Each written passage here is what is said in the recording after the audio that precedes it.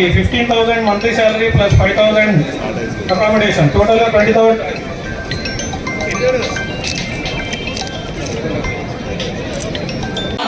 మీరు వచ్చి చేయడం కూర్చోండి, మిమ్మల్ని పిలిస్తే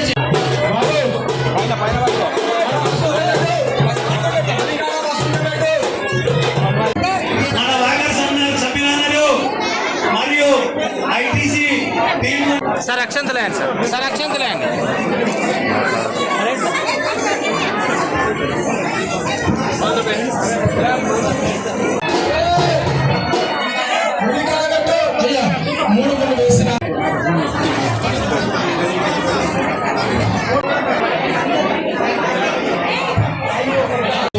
వచ్చినటువంటి ప్రజాప్రతినిధులందరికీ కూడా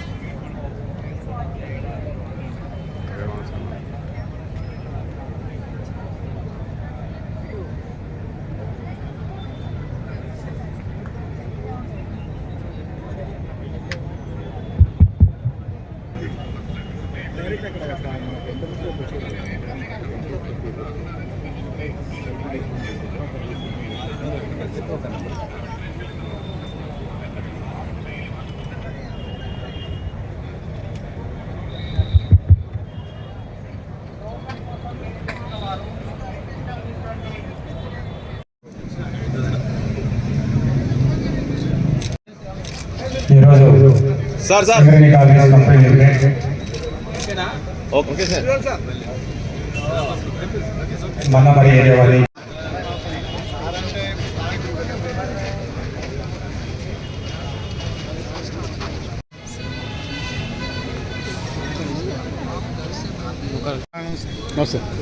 सबका साथ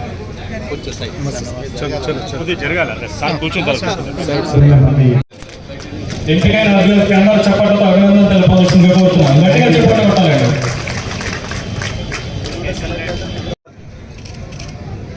నిర్వహించబడుతున్న మెగా జాగరణ కార్యక్రమానికి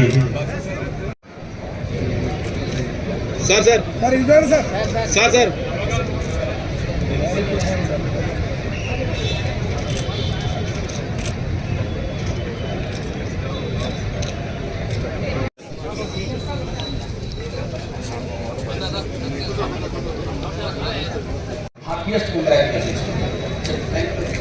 Thank you so much.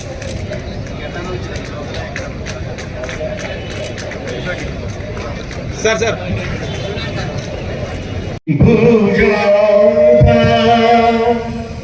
బుద్ధి ప్రదాత ఓ సింగరేణి మాత రెజ్యూమ్ లేని వాళ్ళ దగ్గర బందోబస్తు పెట్టి బయోడేటా ఫామ్ తెచ్చుకొని ఆ బయోడేటా ఫామ్ ఫిల్ చేయండి.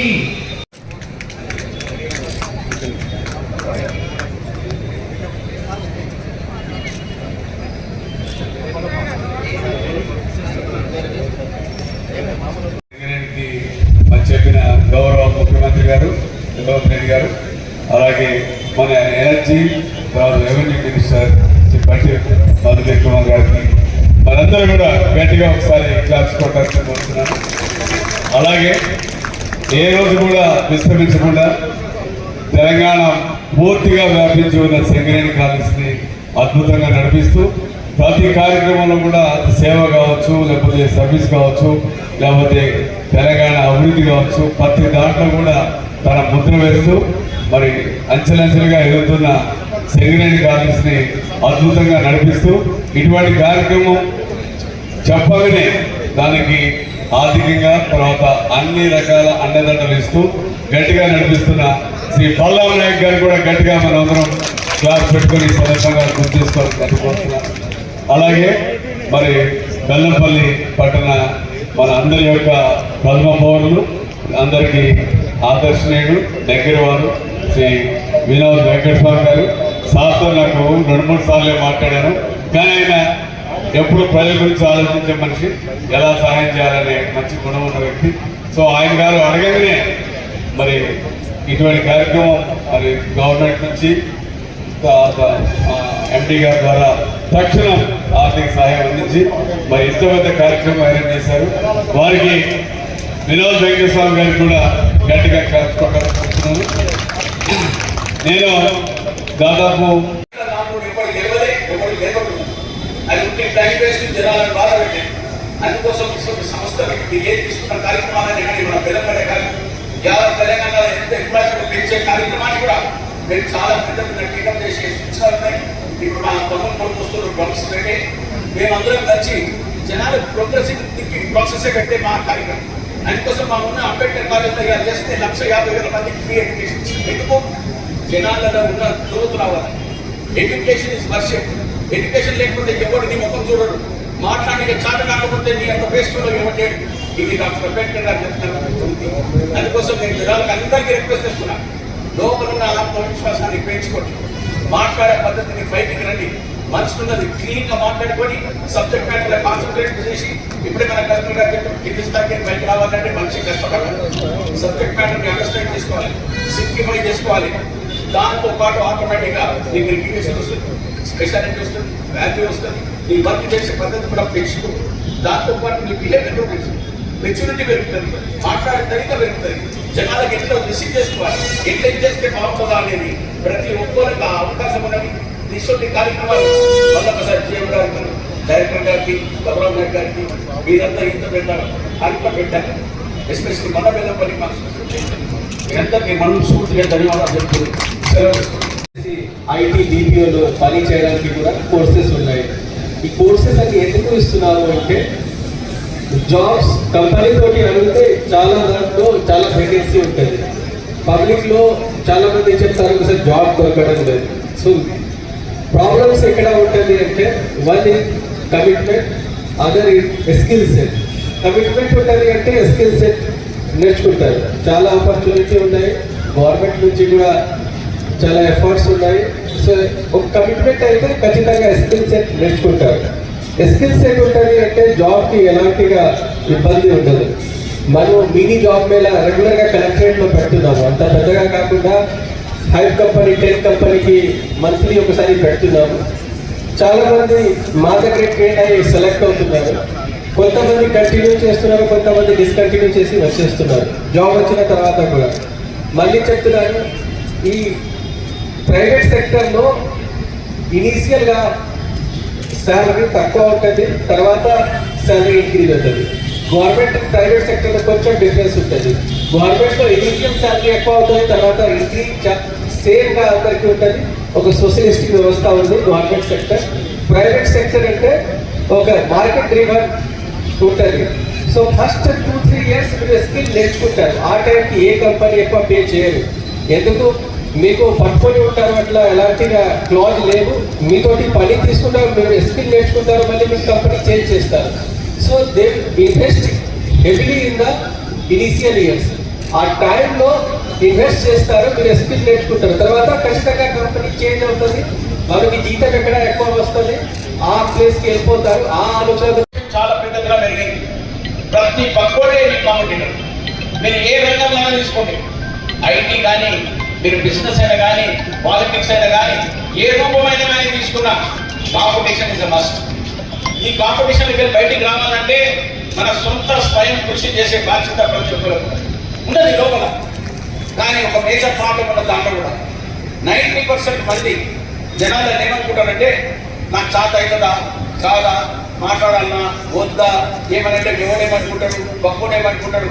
ఆ ఊహల ఎల్లప్పుడూ నేను రిక్వెస్ట్ చేస్తున్నాను, 1% కూడా ఆలోచన పెట్టుకోండి. దానంత పెద్ద డేంజర్ ఇంకా వేరే లేదు. అందుకోసం మీరు అందరూ ఎల్లప్పుడూ సెల్ఫ్ కాన్ఫిడెన్స్ అనేది పెంచుకునే బాధ్యత ఉంది. ప్రతి ఒక్కరికి ఇక్కడ ఉన్న ఎవరి ఇంటర్వ్యూ పోతే కూడా డోంట్ లూజ్ యువర్ నర్వ్. అంటే జనాలు మీకు ఎట్లా బెటర్ పెడతారు, ఇది చేయకు అది చేయకు, దునియా మంది భయపెట్టిస్తారు ఆ మాటలలో ఒప్పుకొని. వీళ్ళందరూ ఏమంటే నీ నిర్మిషం కాదు, ఎవరికి ఇక్కడ నిన్ను బాధ పెట్టేటోడు, భయంకరంగా మాట్లాడేటోడు. ఇది మంచిది కాదు పద్ధతి. అందరు మార్చుకోవాలి.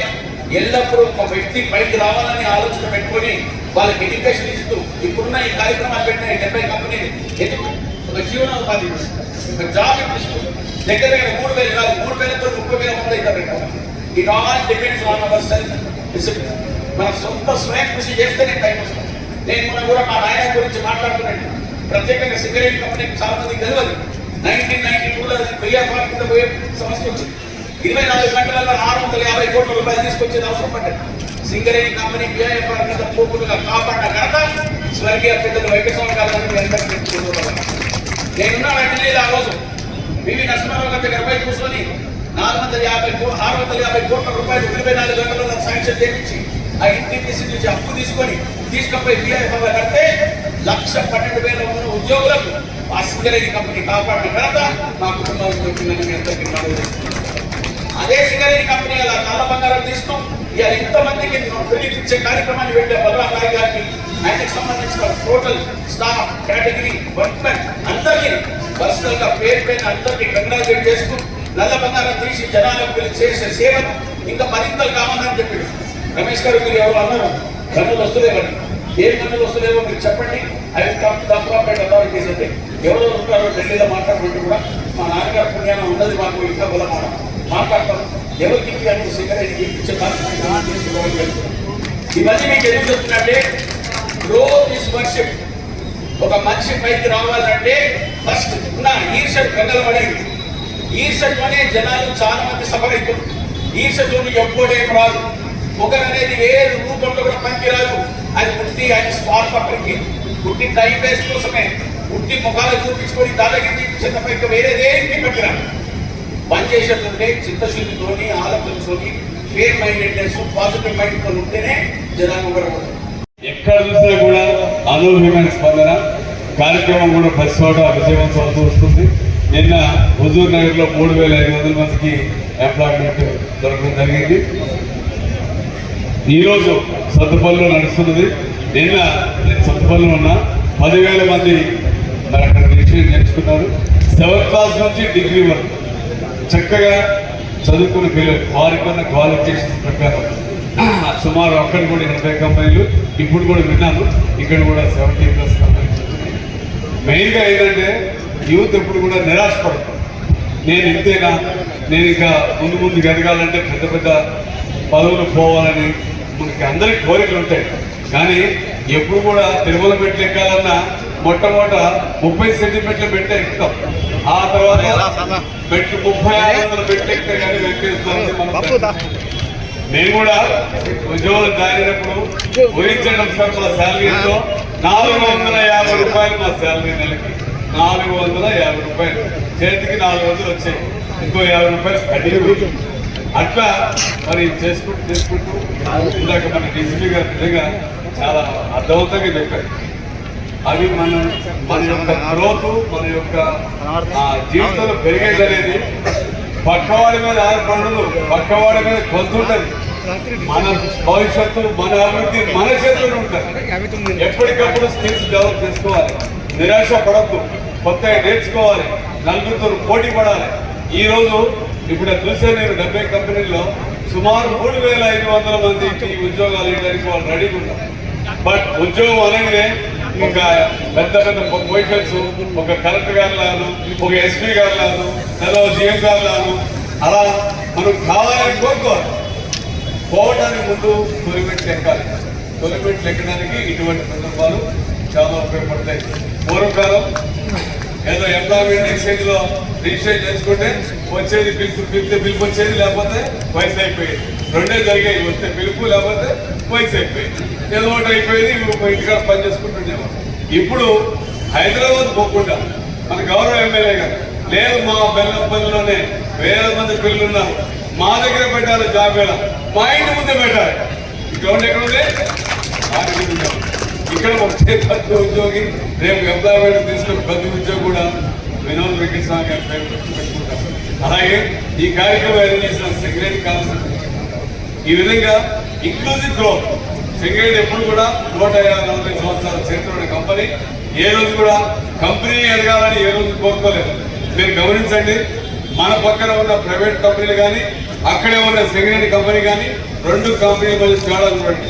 మన కంపెనీలో మన ఎంప్లాయీస్, మన సొసైటీ, మన చుట్టూ ఉన్న కుటుంబాలు, చుట్టూ ఉన్న గ్రామాలు మొత్తం పెరగాలని కోరుకునే గొప్ప ఆదర్శమైన కంపెనీ సింగరేణి కాంప్లెక్స్. ఇక్కడ లాభాల కంటే దానికి ప్రాధాన్యత ఇస్తూనే అందరు కూడా సమగ్ర అభివృద్ధి జరగాలి అనేది ఈరోజు ఏ నియోజకవర్గం కూడా సింగరేణి కాంప్లెక్స్ ఎఫెక్టెడ్ ఏరియాలలో ఏదైనా కార్యక్రమాలు చేయనివ్వనంటూ ఉన్నాం. ప్రతి చోట ఈరోజు ఈ జాబ్ మేళా పెట్టాల్సిన అవసరం సింగరేణికి నిజంగా మాట్లాడుకునేది గోల్డ్ కంపెనీ, కానీ ఇంత పెద్ద ఖర్చు పెట్టి ఇవన్నీ చేస్తున్నారంటే సమాజం కూడా అభివృద్ధి చెందాలి, అందరూ పెరగాలి, అందరూ అభివృద్ధి చెందాలి, అందులో మనం ఉండాలి. అది సింగరేణి స్లోగన్, బలరాం నాయక్ గారి స్లోగన్ అదే. ప్రతి ఒక్క ఒక అభివృద్ధి బాటలో తీసుకుపోవాలని చెప్పి గత 2 సంవత్సరాల నుంచి ఏదైతే కాంగ్రెస్ ప్రభుత్వం ప్రయత్నిస్తుందో మీరందరూ చూస్తున్నారు. ప్రభుత్వం ఏర్పాటున సంవత్సరం లోపలనే దాదాపు 50,000 ఉద్యోగాలు వారు అనౌన్స్ చేయడం జరిగింది. మళ్ళీ ఈరోజు దాదాపు 3,000 మంది అప్లికెంట్స్ ఈరోజు పిల్లలు ఇక్కడ ఈ జాబ్ మీద అటెండ్ కావడానికి వచ్చినారంటే ఒక చిన్న విషయం కాదు. దీనికి మీరు అందరూ ఒకసారి గట్టిగా చప్పట్లు కొట్టాలని చెప్పి నేను కోరుతున్నాను. ఈ 3,000 మంది అప్లికేషన్స్లో దాదాపు 1,500 మంది 1,500 మందికి ఈరోజు జాబ్ దొరుకుతుందంటే నిజంగా 50% సక్సెస్ రేటు ఈరోజు జాబ్ మేళాదంటే నిజంగా ఒక చక్కటి ప్రోగ్రాము. 1,500 మందికి మన ఏరియా నుంచి ఇప్పుడే జిఎం గారు చెప్తున్నారు, జిఎంఆర్, ఫార్మస్యూటికల్ కంపెనీస్, అనేక కంపెనీస్ వచ్చి ఇక్కడ ఈరోజు ఇంటర్వ్యూలు తీసుకొని పిల్లలకు వారి భవిష్యత్తుకు ఒక మంచి బాటలో పెట్టే అవకాశం దక్కుతుంది. ఇంకా సరౌండింగ్ ఏరియాస్లో కూడా రాని వారు మళ్ళీ ఒక ఫాలోఅప్ జాబ్ మీద పెట్టి మిగతా వాళ్ళకు కూడా జాబ్ వచ్చేలాగా మేము కృషి చేస్తామని చెప్పి మళ్ళొకసారి ఇట్లాంటి జాబ్ మేళాస్ మీరు వేరే కాన్స్టిట్యూన్సీస్లో కూడా పెట్టాలి. పెద్దపల్లి ప్రాంతం మొత్తము చాలామంది మేము క్యాంపెయినింగ్ చేసేటప్పుడు కూడా మేము డిగ్రీలు చదువుకున్నాం సార్, ఎంబీఏలు చదువుకున్నాం, మాకు మంచి జాబ్ అవకాశాలు వస్తలేవు, మీరు ఖచ్చితంగా ఏదైనా చేయాలని చెప్పి చాలామంది నిరుద్యోగులు అప్పుడు రిప్రజెంటేషన్ పెట్టడం జరిగింది. దాని మీద మీరు చూస్తున్నారు. రీసెంట్గా నేను యునైటెడ్ నేషన్స్ అసెంబ్లీ జనరల్ అసెంబ్లీకి నన్ను డెలిగేట్ లెక్క కూడా పార్లమెంట్ తరఫున పంపించడం జరిగింది. అక్కడ కూడా నేను ఫైనాన్స్ విషయంలో అన్ని కంట్రీస్, అన్ని దేశాల మధ్యలో మన భారతదేశ కాంట్రిబ్యూషన్, మన ఫైనాన్స్ గురించి మాట్లాడడం జరిగింది. మళ్ళీ దాని తర్వాత దుబాయ్లో కూడా దుబాయ్ ఫైనాన్స్ సెక్రటరీతో మాట్లాడి మంచిర్యాల డిస్ట్రిక్ట్కి పెద్దపల్లి డిస్ట్రిక్ట్ ఉన్న అడ్వాంటేజెస్ ఏంటి, ల్యాండ్ ఉన్నది మా దగ్గర, మంచి కష్టపడే పిల్లలు ఉన్నారు ఇక్కడ మా దగ్గర, మీ దగ్గర ఖచ్చితంగా మీరు ఇండస్ట్రీ పెడితే మీకు మంచి వర్క్ ఫోర్స్, ఒక మంచి హెచ్ఆర్, మేము మంచి కష్టపడే పిల్లలు మీకు మేము ట్రైన్ చేసి మేము మీకు సహకారంగా ఉంటామని చెప్పి వారికి కూడా చెప్పడం జరిగింది. సో ఇట్లాంటి మరిన్ని ఈవెంట్స్ వచ్చి ఈ నిరుద్యోగ సమస్యను మేము ఖచ్చితంగా మేము మా దృష్టి పెట్టి ఉద్యోగాలు వచ్చేటట్టు మేము కష్టపడతామని చెప్పి మరొకసారి తెలియజేస్తూ జై హింద్. Thank you.